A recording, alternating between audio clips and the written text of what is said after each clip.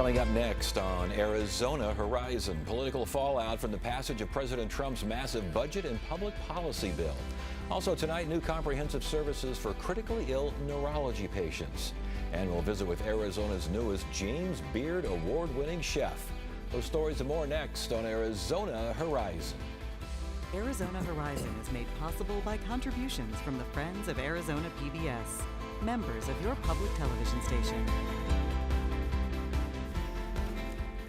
Good evening and welcome to Arizona Horizon. I'm Ted Simons. The death toll from flooding in central Texas is at 104, with 10 girls and a counselor at an all-girls summer camp still missing. At least 27 young campers and staff members are already counted among the fatalities. Search and rescue operations include more than 400 local, state, and national first responders, along with more than a dozen canine units. Volunteers are also out looking on foot and on horseback. There are lots of questions about the lack of warnings and evacuations prior to and early on in the flooding. Evacuations, well, why don't we evacuate? Well, evacuation is a delicate balance, because if you evacuate too late, you then risk putting buses, or cars or vehicles or campers on roads into low water areas trying to get them out, which then can make it even more challenging because these flash floods happen very quickly. When I checked it about 8 o'clock that night, there's a chance of rain. But I did not see a flood warning. I did not receive a flood notification. I did not know. And so my hope is, in time, we will learn some lessons to implement to next time, and there will be another flood, there will be another disaster. But next time there's a flood, I hope we have in place processes to remove especially the most vulnerable from harm's way. President Trump is tentatively scheduled to travel to Texas on Friday. The White House says that the president is waiting so as to not interfere with recovery efforts. Of note, candidate Trump last year criticized then-President Biden for giving the same reason, for not immediately visiting North Carolina during disastrous flooding there. Other headlines: President Trump today threatened Japan and South Korea with new 25% tariffs that would take effect August 1st if trade deals aren't reached before then. The president had given a deadline of this Wednesday for trade agreements with the countries. He's now giving a new deadline with threats of steeper tariffs. This follows the president last night threatening additional 10% tariffs on nations aligned with a trade group that includes China, Brazil, Russia, and India. Those threats came after the intergovernmental group questioned U.S. tariff policy. The president's tariff talk spooked Wall Street, with the Dow, S&P, NASDAQ all dropping nearly 1%. Of note, Tesla stocks plummeted 7%. as investors were not amused at Elon Musk's plan to form a third political party amid his growing feud with President Trump.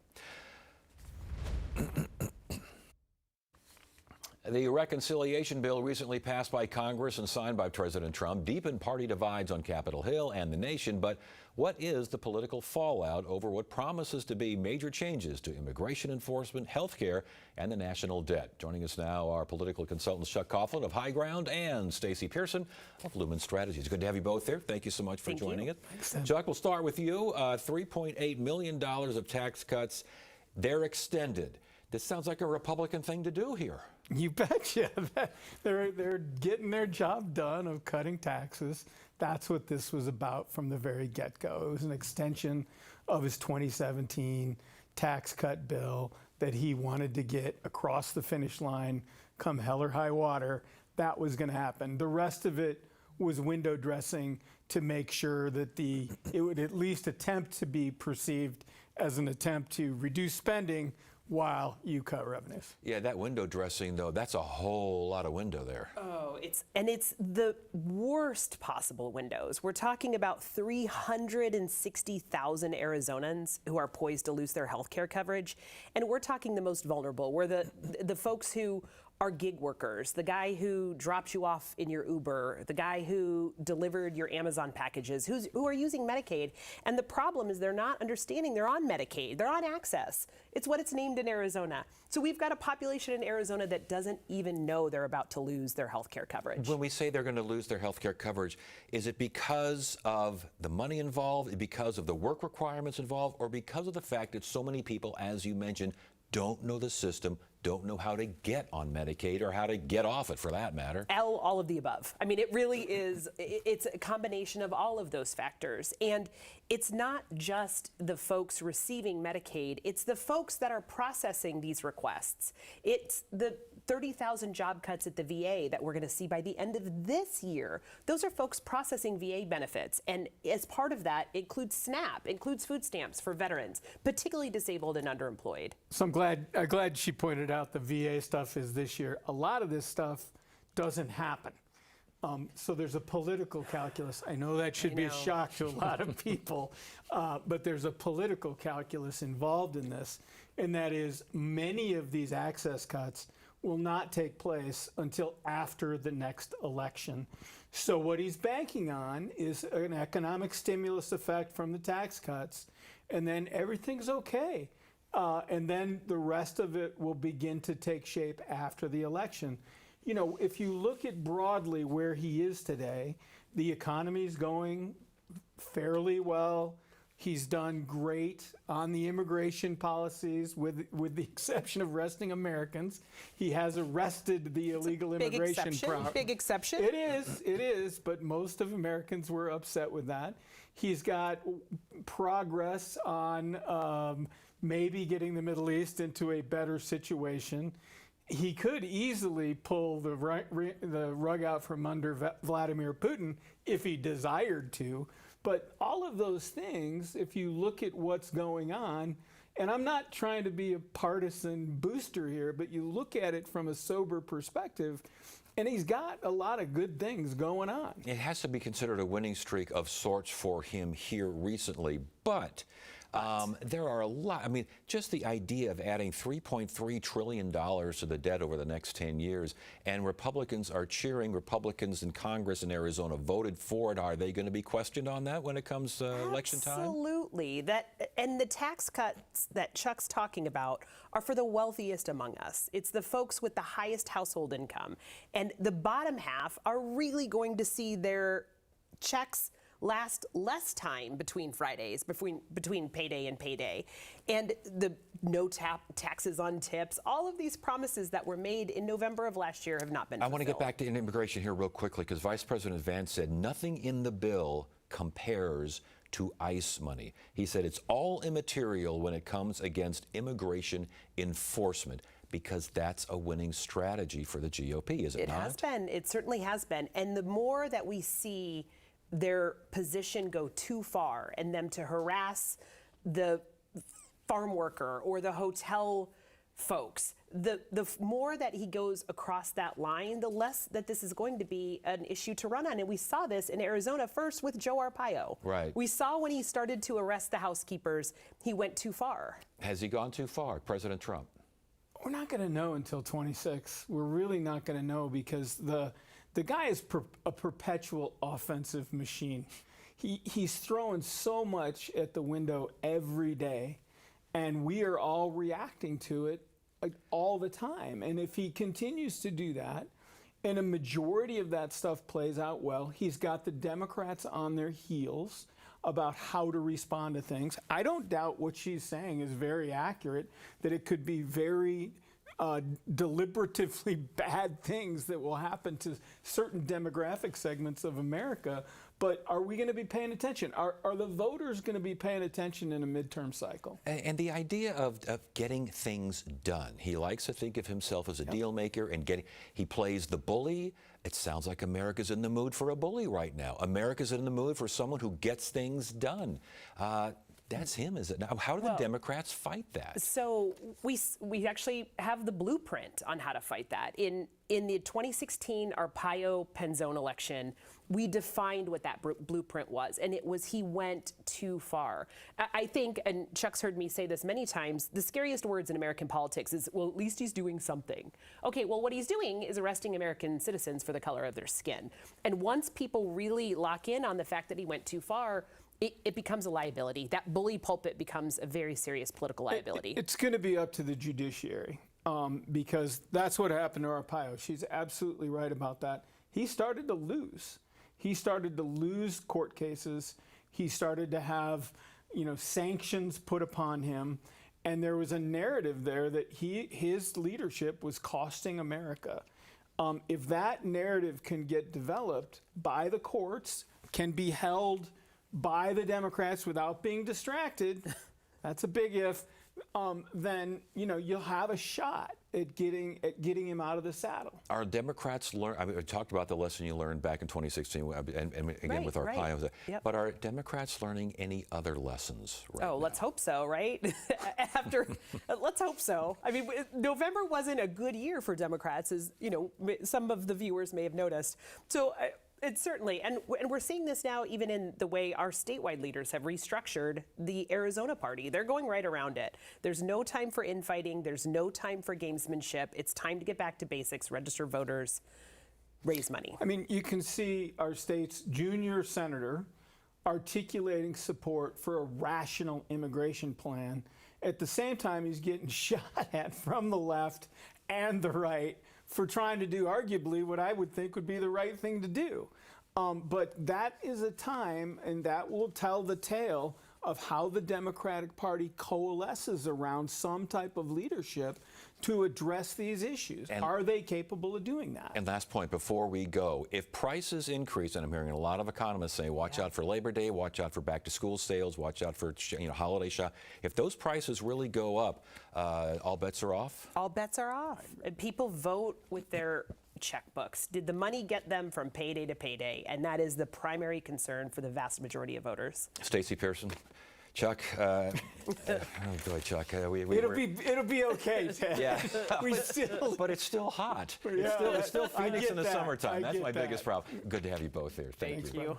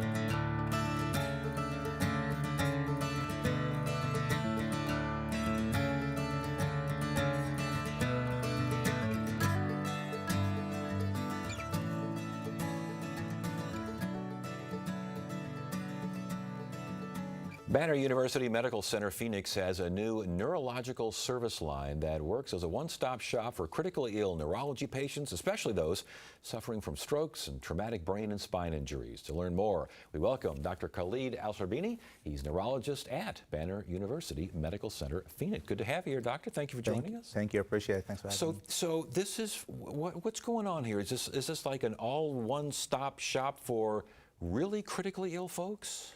Yes, so we created, we put together a team of what we call a comprehensive multidisciplinary team that includes providers who have the specialty training in the field of neurocritical care, in addition to all the team members that help provide the most comprehensive and innovative care for those patients. That includes pharmacists, nurses, physical therapists, behavioral therapists, occupational therapists, nutritionists, to provide that care that needed for these, basically the sickest of the sick that comes into the ICU, in addition to all the innovative technology that we put together in one place that can provide that comprehensive neuromonitoring. So in the past, traumatic brain injury might go one direction and a stroke might go the other direction, and you would have a little bit of cross current, but now everything is in one place? Yes, in addition to, we were able to provide that the team that cares for those special patients, in addition to provide the technology and the innovation that can monitor those patients, because those patients they come in and with the worst part of their illness, especially when they come in with the severe brain injury or the severe stroke, and then we provided all the resources that can provide the treatment but also monitor the injured brain, so we can provide specific treatment for that particular patient at that particular moment. So, an example, someone comes in with a severe stroke.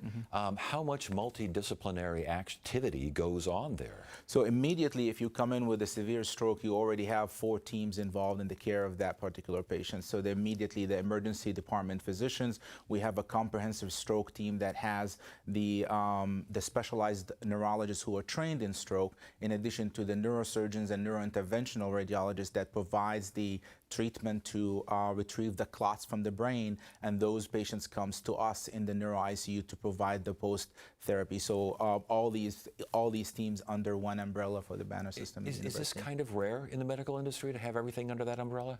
It's usually fragmented, so there's only the most comprehensive centers in the United States that can provide that care, especially with the degree of the innovative technology that we brought to the Valley. Yeah, when did this start then?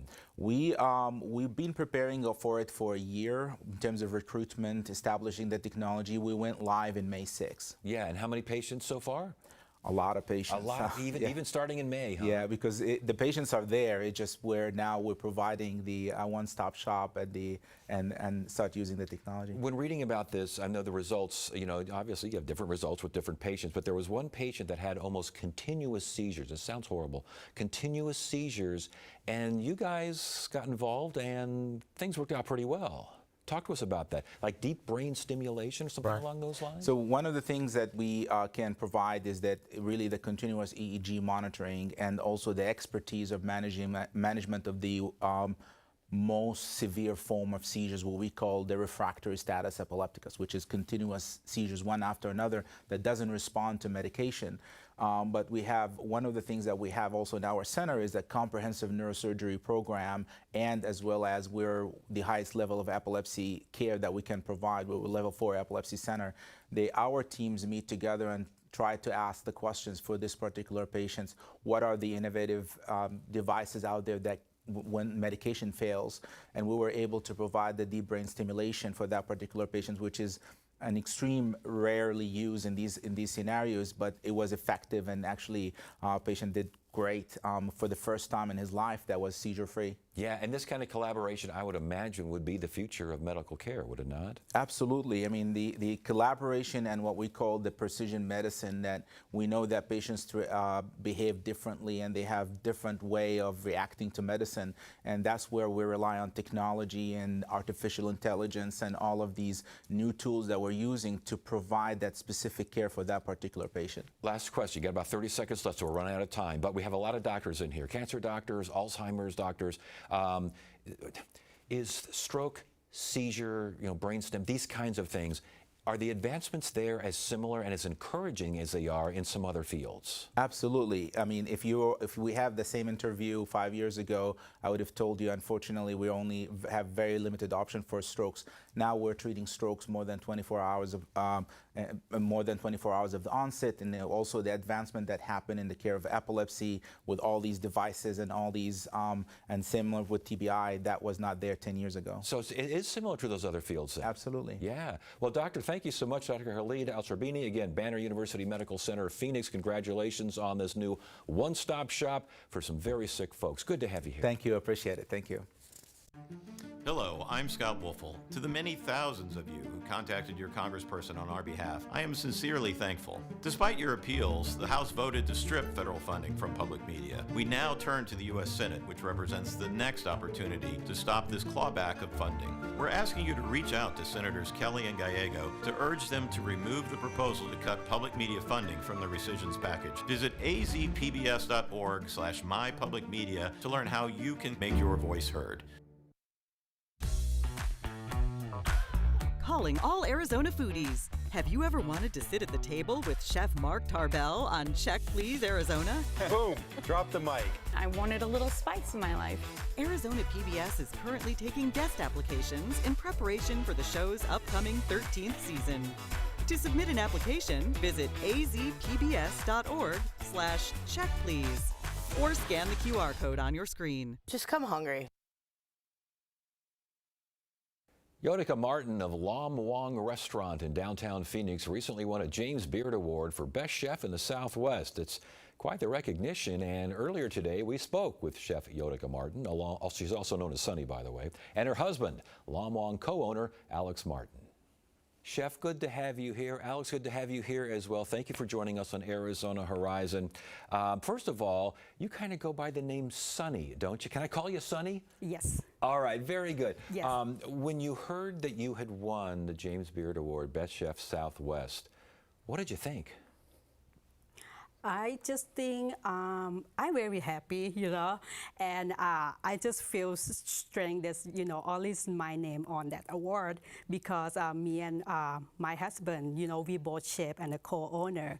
But, it doesn't matter, whose name on that, but it just, it's a award for our restaurant. But it's got to be wonderful to hear that you're best chef. I mean, best chef, that's pretty good. Yes, Yeah. sounds good, right? Yeah. Alex, why do you think she won? I really couldn't tell you exactly why. We don't pay attention to the processes or why people choose the committees or any of that. So I think that I know why people connect to our restaurant. That's kind of what I was asking. Yeah. What do you think she does so well to get an award like that?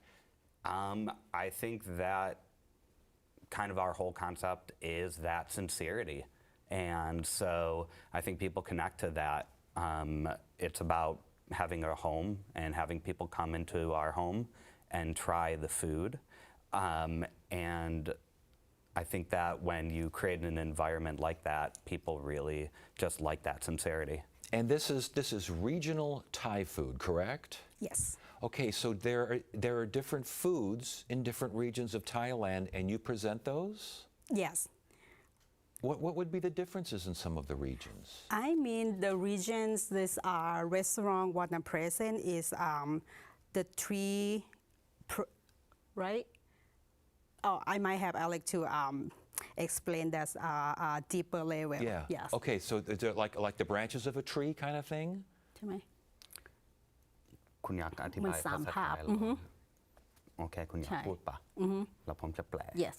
โอเค So I gonna let Alex translate this for Okay, go ahead, Yeah, Alex. so the deeper level. So 3 ภูมิภาคที่เราทำใช่ไหมเหมือนที่บ้านเราวันเพ็ญเราภาคใต้เราทำเพราะว่ามันสำหรับเป็นครอบครัว Okay, so we cook from 3 different regions in Thailand. The first one being Ban San Maket, which is Sunny's hometown in northern Thailand. So a third of our menu is all recipes from her mother and her grandmother. Some of them are traditional northern Thai dishes. Some of them are just family recipes that might come from other regions of Thailand that they just made their own. The second region, Ban Tham Patat, is 4.5 hours west of Bangkok. That's where my Thai grandma Wan Pen let me into a kitchen for the first time over 20 years ago. So these are dishes that she's cooked with me and taught us over the years. Then the third part of the menu is from the Moklan, and they're from the southern part of the country. And we started working with them 10 years ago. And they're an indigenous seafaring people with their own culture, cuisine, and language. So we're kind of showcasing 3 different regions and communities that we've had relationships with over the years. Wow, that's fascinating to be able to get that much diversity on the menu from one country. And when we all know Thai food, and there's a whole lot of Thai food. Yeah. You grew up, as you mentioned, in Thailand, cooking with your mom and your grandma, right? Yes. I growing up north, so it's just 1 hour 30 minutes from Burmese border. So northern Thai called Chiang Rai province. I learned this from my grandmas and my mom. Since I remember this 9, 10, just every day, just watching them and helping them. Yeah. But a lot of kids help their moms and grandmas cook, but they don't become award-winning chefs. When did you decide that this is what you wanted to do with your life?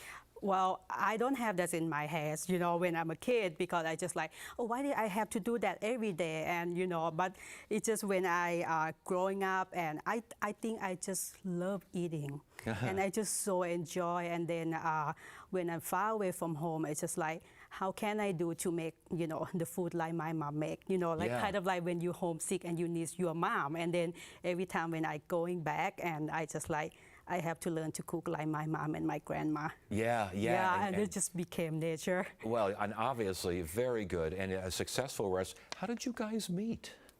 So we met in Chiang Mai in the most unromantic way possible for being in Thailand, which was at a Starbucks. You met at a Starbucks. Yep, yeah, but we connected on our love of food as well as Buddhism, and yeah, that was 15 years ago. Okay, but it's one thing to meet at a Starbucks in Thailand. It's another to open a restaurant in Phoenix. Where's the bridge? How'd that happen? It's a long story. Yeah, well, make it short for me if you could. We made the decision to move back to the USA, and whenever we were visiting before then, we would cook meals for families and friends, and they always said you should open a restaurant, which is a recipe for disaster. But we believed it, and so when we moved to Phoenix in 2018, we got the lay of the land and started doing pop-ups in our living room, doing these dinners, so cooking all the different regions. Eventually, our landlord came to a dinner and offered us a space. Oh, excellent. And again, the name of the restaurant is Lam Wong. Before you guys go, Lam Wong, what does that mean? It's me like you sitting in the group together, like in the circle with friend and family. It means Lam Wong. Yeah, so that's kind of what you're going for there, aren't you? That's the atmosphere that you want. Well, congratulations to both of you, co-owners of the restaurant, award-winning chef. Things are going pretty well for you guys. Feels like it. All right, well, thanks for sharing. We appreciate it. Thank you. Thank you. And a programming note, tomorrow on Arizona Horizon, we will have Congresswoman Yasmin Ansari join us, and she'll discuss, of course, the budget bill and also the U.S. bombing at Iran. Of course, Ms. Ansari is from Iran, Congresswoman Ansari. So we'll get her reaction to that, get her reaction to the budget bill, and all sorts of other things. That's tomorrow on Arizona Horizon. That's it for now. I'm Ted Simons. Thank you so much for joining us. You have a great evening.